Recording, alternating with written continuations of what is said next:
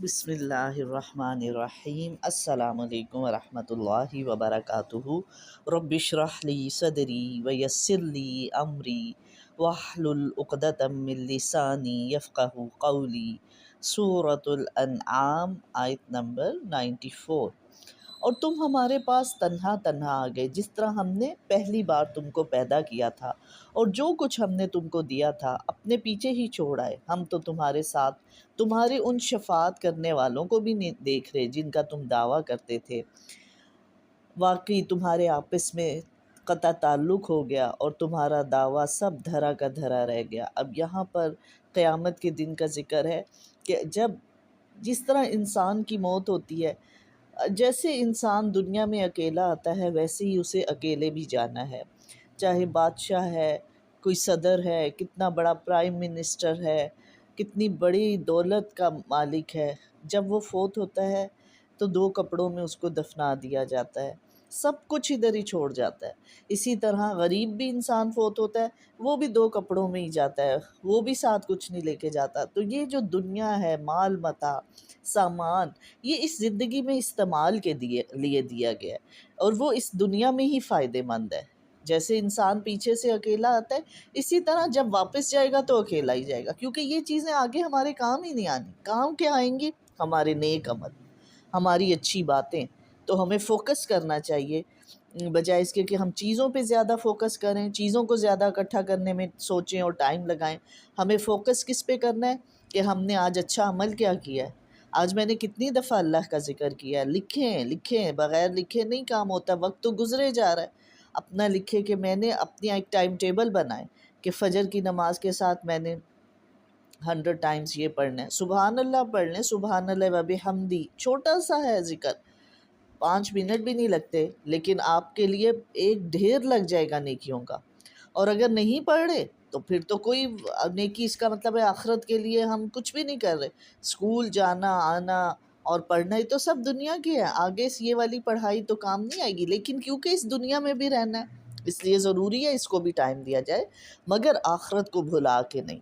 یہ نہیں کہ اچھا ہم بعد میں اچھا قرآن پڑھیں گے، ہم بعد میں نمازیں پڑھیں گے یا بعد میں تسبیح کر لیں گے، نہیں، ہمیں نہیں پتہ ہمیں کتنا ٹائم ملا، اس لیے ہر نماز کے ساتھ ایک تسبیح رکھے کہ اس نماز کے بعد میں یہ پڑھ لوں، اس کے بعد لا حول ولا قوت الا باللہ کہا جنت کے خزانوں میں سے خزانہ ہے، اور اتنا چھوٹا کلمہ ہے، ضرور اس کی ایک تسبیح پڑھیں سب بچے۔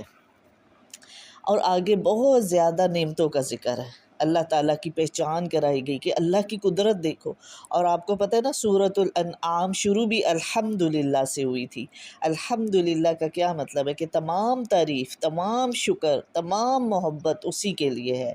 کیوں کہ اس نے ہمارے لیے اتنا کچھ بنایا تاکہ ہم اس دنیا میں اچھے طریقے سے زندگی گزار سکیں اس کی نعمتوں کو استعمال کر کے، اور نہ صرف ہماری مادی ضروریات کو پورا کیا، ہماری روحانی، ہمارے ہدایت کے لیے بھی نعمت دی، قرآن پاک دیا، نبی صلی اللہ علیہ وآلہ وسلم جیسا رول ماڈل دیا کہ اپنے ہدایت کو بھی پیچھے نہ چھوڑو، اپنی دنیا کی زندگی کو جو مادی ضروریات ہے ان کو بھی پورا کرو، اور جو روحانی ضروریات ہے، جو ہدایت کی ہے کہ آخرت کی زندگی بھی جس طریقے سے اچھی ہوگی اس کی بھی فکر کرو۔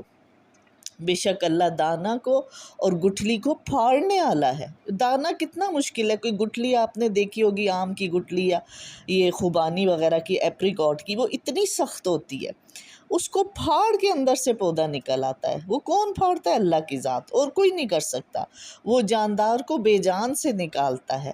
آپ دیکھیں انڈا ایک بالکل بے جان ہوتا ہے نا، انڈا بے جان لگتا ہے، کوئی ہل نہیں سکتا، خود سے بول نہیں سکتا، حرکت نہیں کر سکتا، اس میں سے زندہ چوزا نکل آتا ہے، اور بے جان کو جاندار سے نکالنے والا، یعنی مرغی کتنی جاندار ہے، چلتی پھرتی کڑ کڑ کرتی ہے، اور بے جان چیز انڈا اس میں سے نکل آتا ہے۔ یہ تو اللہ کی قدرت ہے۔ اور صبح کا نکالنے والا، اس نے رات کو آرام کی چیز بنایا اور سورج اور چاند کو حساب سے رکھا۔ یہ ٹھہرائی ہوئی بات ہے ایسی ذات کی جو کہ قادر ہے، علم والا ہے۔ اللہ تعالیٰ نے یہاں پہ اپنی قدرت اور علم کا اظہار کر کے کہا ہے کہ اللہ تعالیٰ نے رات کو آرام کا ذریعہ بنایا، تو ہمیں چاہیے کہ رات کا ٹائم آرام کے لیے رکھے، بجائے اس کے کہ ہم رات کو 12 بجے تک 1 بجے تک جاگتے رہیں۔ اور پھر کیا ہوتا ہے کہ دن کیونکہ کام کے لیے بنا ہوتا ہے، صبح جب آپ اٹھتے ہیں سورج نکلتا ہے تو ایسی وائبز آتی ہیں کہ انسان کا کام کرنے کو دل چاہتا ہے، لیکن وہ انسان کام کر سکتا ہے جو رات کو آرام کی نیند سویا۔ تو اپنی روٹین ہم نے اس طرح سیٹ کرنی ہے کہ صبح جلدی اٹھے، اور جب صبح جلدی اٹھے ہوں گے تو رات کو جلدی نیند آئے گی، رات کو جلدی سوئے، کیونکہ جو نیند، اور اب تو ڈاکٹرز بھی کہتے ہیں کہ جو 10 سے 5 کی نیند جو ہے نا بیسٹ نیند ہوتی ہے، رات کو 10 بجے سے صبح 5 بجے تک کی، تو کوشش کرنی چاہیے کہ 10 سے زیادہ ٹائم ہو ہی نہ۔ 9:30 پہ اپنے سونے کی تیاری شروع کر دیں تاکہ 10 بجے تک بیڈ پہ لیٹے ہو۔ اگر 10 کا ٹائم رکھا تو پھر 10 بجے تو ہم شروع ہوتے ہیں چیزیں سمیٹنے، واش روم جا رہے ہیں، نماز پڑھا، وہ پھر لیٹتے لیٹتے 11 بج جاتے۔ تو 9:30 پہ اٹھ جائیں، سب چیزیں چھوڑیں، اپنی چیزوں کو سمیٹیں، صبح جو اسکول کالج جانا ہے، یونیورسٹی جانا ہے، چیزیں رات کو ہی پیک کر لیں۔ آپ کو دیکھیں، آپ اپنے کام جب رات کو کر کے سوئیں گے، آپ کی زندگی میں ایک سکون آ جائے گا، اور آپ بے فکر ہو کے سوئیں گے، اور صبح اٹھ کے نماز پڑھ کے فریش ہو کے اللہ کا ذکر کریں اور پھر اسکولوں کالجوں میں جائیں۔ تو یہ چیز بہت ضروری ہے کہ ہماری جو روٹین ہے سونے اور اٹھنے کی، یہ صحیح ہونی چاہیے۔ صبح دیر تک جاگنے سے رات دیر تک، صبح جو ہے دیر سے جاگیں، رات کو دیر تک جاگتے رہیں، صبح بھی دیر سے جاگ رہے ہیں، تو اس سے کیا ہوتا ہے کہ صحت پہ بھی بہت برے اثرات ہوتے ہیں، سکون نہیں ملتا۔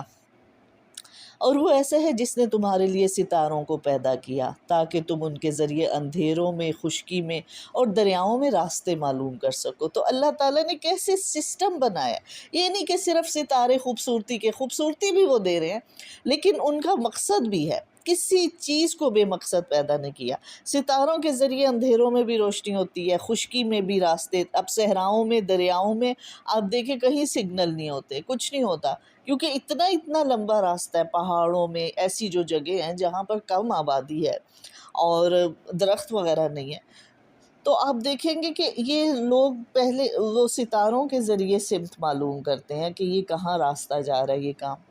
اس سے کیا پتہ چلتا ہے کہ اللہ تعالیٰ نے کوئی چیز بے مقصد پیدا نہیں کی، اس میں خوبصورتی بھی ہے لیکن اس میں فائدے بھی ہیں۔ آپ چاند کو دیکھیں کتنا خوبصورت ہے، اور چاند کے بھی بہت فائدے ہیں کہ وہ روشنی بھی دیتا ہے، اور پھلوں میں جو مٹھاس ہے وہ چاند کی روشنی کی وجہ سے ہوتی ہے۔ اسی طرح سورج کے بے شمار فائدے۔ تو ہم نے بھی اپنے آپ کو اس طرح کرنا ہے، ہم ایسے انسان بنے کہ ہم دیکھنے میں بھی خوبصورت لگے، یعنی اپنا ہمارا ڈریس اپ ہونا اچھے طریقے کے ساتھ، ڈیسنٹ ہو کے ہم اپنے آپ کو رکھیں، صاف ستھرا لباس ہو، دانت صاف ستھرے ہوں، بالوں کو اچھا سا بنایا ہو، اپنے آپ کو بھی صاف ستھرا رکھنا، ایلیگنٹ رکھنا، اور پھر اپنے آپ کو فائدے مند بنانا۔ اللہ تعالیٰ نے جب کسی چیز کو بے مقصد نہیں پیدا کیا، تو ہم جو انسان اشرف المخلوقات ہیں، کیا ہمیں بے مقصد پیدا کیا؟ نہیں، اللہ تعالیٰ نے تو ہمیں کسی نہ کسی کام کے لیے پیدا کیا، کسی نہ کسی مقصد کے لیے۔ مین مقصد جو سب انسانوں کا، وہ تو اللہ تعالیٰ نے بتا دیا کہ میں نے انسانوں کو اپنی عبادت کے لیے ہی پیدا کیا۔ تو عبادت سے کیا مراد ہے کہ ہم اللہ کے بندے بن جائیں۔ اللہ تعالیٰ ہم سے کیا چاہ رہے ہیں؟ کیا چاہتے ہیں اللہ تعالیٰ؟ جب صبح ہوتی ہے تو اللہ تعالیٰ چاہتے ہیں کہ اٹھ کے میرے حضور جھکیں، نماز پڑھیں، میں ان کا ساتھ دوں گا، میں ان کا سارا دن ان کی حفاظت کروں گا، اور اس کے بعد اپنے ماں باپ کو پیار کریں، ان سے السلام علیکم کریں، ان سے دعائیں لیں، تو ماں باپ کی دعائیں ان کے ساتھ ہو جائیں گی۔ تو یہ ہے کہ اللہ تعالیٰ نے صرف نماز قرآن کا حکم نہیں دیا، بلکہ ایک دوسرے کے ساتھ پیار محبت کرنے کا، بہن بھائیوں کے ساتھ پیار محبت سے ملے، ماں باپ کے ساتھ پیار محبت کرے اور ہیلپ فل ہوں۔ اللہ تعالیٰ کو ایسے لوگ بہت پسند ہیں جو دوسرے لوگوں کو فائدہ پہنچاتے ہیں۔ دوسروں سے کیا مراد ہے؟ سب سے پہلے تو اپنے پیرنٹس، سب سے پہلے ان کا حق ہے۔ دیکھیے ہم اپنے پیرنٹس کی کہاں مدد کر سکتے ہیں؟ ان کو پیار سے دیکھنا، ان کو پیار کریں، ان کو چوما کریں، ان سے حال پوچھیں، پھر ان کی ہیلپ کریں، وہ جو بھی کام کر رہے ہیں پوچھیں میں آپ کی کیا ہیلپ کروں، سب کاموں میں ان کے ساتھ، پھر اپنے بہن بھائی، اس کے بعد تو پھر ہر انسان جو آپ کے ساتھ ہے، چاہے وہ رشتہ دار ہے، چاہے وہ ہمسائے ہیں، نیبرز میں رہتے ہیں، یا آپ کے اسکول فیلوز ہیں، یونیورسٹی فیلوز ہیں، سب کے ساتھ اچھا رہنا ہے۔ لیکن سب سے زیادہ اچھا اپنے گھر والوں کے ساتھ ہونے کی ضرورت ہے. جیسے آپ صلی اللہ علیہ وآلہ وسلم نے فرمایا تم میں سب سے بہترین انسان وہ ہے جو اپنے گھر والوں کے ساتھ اچھا ہے، اور میں اپنے گھر میں سب سے زیادہ اپنے گھر والوں کے ساتھ اچھا ہوں. تو اپنے رشتوں کو بہت محبت دینی ہے.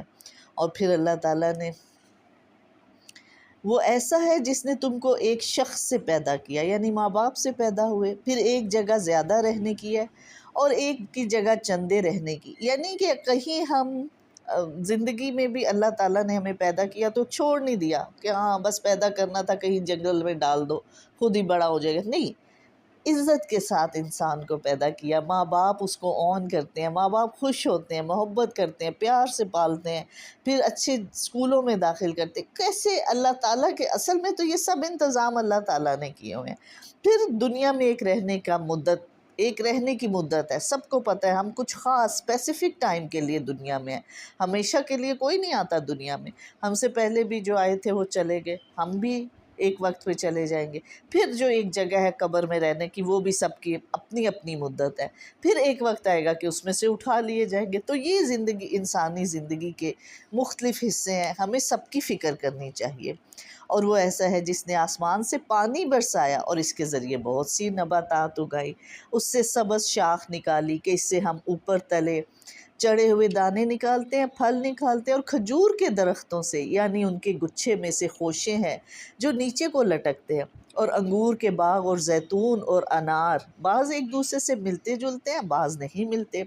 ہر ایک کے پھل کو دیکھو جب وہ پھلتا ہے، اس کے پکنے کو دیکھو ان لوگوں کے لیے جو ایمان رکھتے. یعنی دیکھو تو صحیح کہ اللہ تعالیٰ کیسے پھلوں کو نکالتا ہے.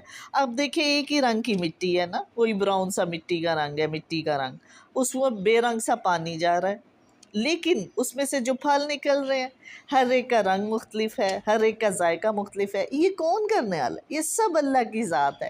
اور اللہ نے اپنے انسانوں کے لیے، اپنے بندوں کے لیے بنایا کہ یہ میرے بندے استعمال کر کے مجھے یاد کریں. تو آپ صلی اللہ علیہ وآلہ وسلم کو مکھن اور کھجور بہت پسند تھا. آپ صلی اللہ علیہ وآلہ وسلم نے فرمایا کھجور کفایت کرنے والی، یعنی کفایت کرنے سے کیا مراد ہے کہ وہ آپ کی جو بھوک کی جو ضرورت ہے وہ اس کو پورا کرتی ہے. آپ صلی اللہ علیہ وآلہ وسلم نے فرمایا کھجور مومن کی بہترین سحری ہے. یعنی کہ سحری میں اگر اور کچھ کھانے کا نہ ہو تو آپ 3 کھجوریں 5 کھجوریں کھا لیں تو آپ کا روزہ بہت اچھے طریقے سے گزر سکتا ہے. آپ صلی اللہ علیہ وآلہ وسلم نے فرمایا جس گھر میں کھجور نہیں وہ گھر ایسا ہے جس میں کھانا نہیں. ایک اور جگہ فرمایا اے عائشہ جس گھر میں کھجور نہیں وہ گھر والے بھوکے ہیں. نبی صلی اللہ علیہ وآلہ وسلم تازہ کھجور سے افطاری کرتے اور کھجور کا صدقہ پسند فرماتے تھے. یعنی کہ ایک تو کھجور کو خود استعمال کرنا بہت زیادہ فائدہ ہے. یہ جو ہے نا کہ جس گھر میں کھجور نہیں اس میں کھانا ہی نہیں ہے، یعنی جو غذائیت، جو انرجی آپ کو ایک کھجور دیتی ہے وہ روٹی اور چاول نہیں دے سکتے. تو اس لیے ہمیں اپنے گھروں میں کھجور کو ہمیشہ رکھنا چاہیے، اور 3 کھجوریں کم از کم 3 کھجور کھائیں، اور یا 5 کھائیں. اب آپ صلی اللہ علیہ وسلم طاق عدد میں کھاتے تھے، اور نبی صلی اللہ علیہ وسلم تازہ کھجور سے افطاری کرتے تھے. تو سحری اور افطاری میں تو ہم استعمال کرتے ہیں، لیکن عام دنوں میں بھی اس کو استعمال کرنا چاہیے. اور صدقہ یعنی کہ اللہ کی راہ میں اگر دینا ہے، جیسے رمضان آتا ہے تو رمضان کے علاوہ بھی ہمیں کھجور کا تحفہ دینا چاہیے. اللہ تعالیٰ کو بہت پسند ہے، آپ صلی اللہ علیہ وسلم کو بہت پسند ہے. تو اس لیے ہمیں چاہیے کہ کھجور کو بھی تحفے میں دیا جائے. ہم بعض اوقات سوٹ دے رہے ہوتے ہیں، بعض اوقات کسی اور بندے کی کوئی بھی جو ضرورت کی چیزیں ہوتی ہیں، لیکن کھجور میں فائدہ اتنا ہے اس لیے کہا گیا کہ اس کو صدقہ بھی کرو. یعنی اللہ کے لیے جب کسی کو کچھ دینا ہو تو کھجور دے دیا کرو. تو ہمیں چاہیے کہ نہ صرف اس کو خود استعمال کریں تاکہ ہم فائدہ حاصل کریں نا، کیونکہ ایک مسلمان بہت الرٹ ہوتا ہے، بہت ہوشیار ہو کے زندگی گزارتا ہے. یہ نہیں کہ ہمیں صرف نماز قرآن پڑھنی، وہ تو پڑھنا ہے، لیکن اس کے لیے پہلے اپنی صحت کو بھی تو اچھا کرنا ہے نا. جب ہم فزیکلی فٹ ہوں گے، ہماری صحت اچھی ہوگی، پھر ہی ہم بہترین عبادت کر سکیں گے، پھر ہی ہم اپنے دنیا کے کاموں کو اچھے طریقے سے انجام دے سکیں گے. تو سب سے پہلا فرض ہمارا یہ ہے اپنا جو ہماری ذات پہ ہمارا حق ہے وہ یہ ہے کہ ہم اپنی صحت کا خیال رکھیں۔ اس کے لیے ہم دیکھیں کہ جنک فوڈ زیادہ نہ کھائے جائے، وہ چیزیں کھائیں جو ہمیں فائدہ دیتی ہیں، زیادہ کھجور کا استعمال کیا جائے، دودھ استعمال کیا جائے، انڈا استعمال کیا جائے، اور مچھلی یا گوشت میں سے جو پسند ہے ان چیزوں کو اپنا حصہ بنائیں۔ اور ہمارا وہ یہ کیا ہوتا ہے کہ ہم لوگ زیادہ ان چیزوں کو پسند کرتے ہیں جو صرف ہمیں ٹیسٹ دیتی ہیں، ہم یہ نہیں دیکھتے کہ اس کا ہماری صحت پہ کیا اثر ہو رہا ہے۔ تو اپنی صحت کا خیال رکھنا بہت ضروری ہے، کیونکہ صحت اللہ کی سب سے بڑی نعمت ہے، بہترین نعمت ہے، اور قیامت کے دن نعمتوں کا پوچھا جائے گا۔ اگر ہم خود ہی فضول چیزیں کھا کر اپنی صحت کو خراب کر لیں اور نہ ہم اچھی عبادت کے قابل رہیں، نہ ہم دنیا کے اچھے کام کر سکیں، تو قیامت کے دن اللہ تعالیٰ ہم سے سوال کریں گے کہ میں نے تمہیں صحت دی تھی، تم نے اس کو کا کیوں خیال نہیں رکھا، اس کو کیوں اچھے کاموں میں استعمال نہیں کیا۔ تو اس لیے اپنی صحت کا خیال رکھنا بھی بہت ضروری ہے۔ وآخر دعوانا ان الحمد للہ رب العالمین۔